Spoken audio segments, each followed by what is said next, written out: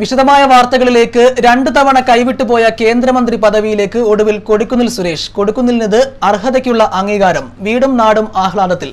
കൊട്ടാരക്കരയിൽ നിന്നും SR മനോജ് കുമാറിന്റെ റിപ്പോർട്ട്.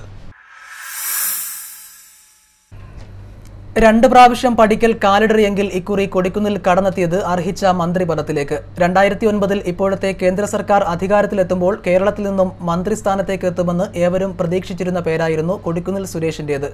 7 പ്രാവശ്യം മത്സരിച്ചതിൽ 5 പ്രാവശ്യവും പാർലമെന്റിലെ പ്രതിനിധിയായി എത്തിയ കൊടിക്കുന്നിൽ തഴയപ്പെട്ടത് കോൺഗ്രസുകാർക്ക് പോലും വിശ്വസിക്കാൻ കഴിഞ്ഞിരുന്നില്ല.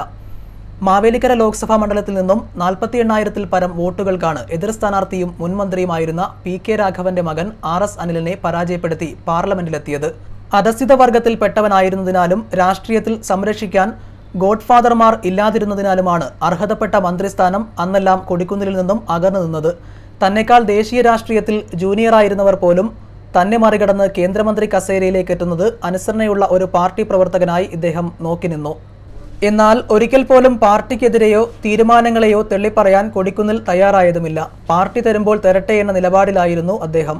ഒടുവിൽ 2ാമത്തെ മന്ത്രിസഭാ വികസനത്തിന്റെ ആദ്യ ലിസ്റ്റിലും കൊടിക്കുന്നിൽ ഇടം പിടിച്ചു.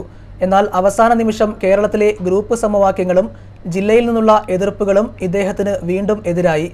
അർഹതയ്ക്കുള്ള അംഗീകാരം വൈകിയാണെങ്കിലും ഇക്കുറി കൊടിക്കുന്നിലിനെ തേടിയെത്തി. വെള്ളിയാഴ്ച ഉച്ചയോടെ തന്നെ കൊടിക്കുന്നിൽ മന്ത്രിയാകുമെന്ന് ഏതാണ്ട് തീർപ്പായിരുന്നു. രാത്രി വൈകി 8 മണിയോടെയാണ് പാർട്ടി യോഗം മന്ത്രിയാക്കാൻ തീരുമാനിച്ചത്. 9 മണിയോടെ ആ വാർത്ത വെളിയിൽ വന്നു.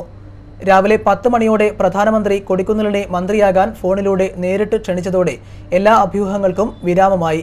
കൊടിക്കുന്നിൽ ഏറ്റവും കൂടുതൽ ഇഷ്ടപ്പെടുന്ന റെയിൽവേയുടെ സഹമന്ത്രി സ്ഥാനം ലഭിക്കുമെന്നാണ് പ്രതീക്ഷിക്കപ്പെടുന്നത്. ദൃശ്യ ന്യൂസ്, കൊട്ടാരക്കര.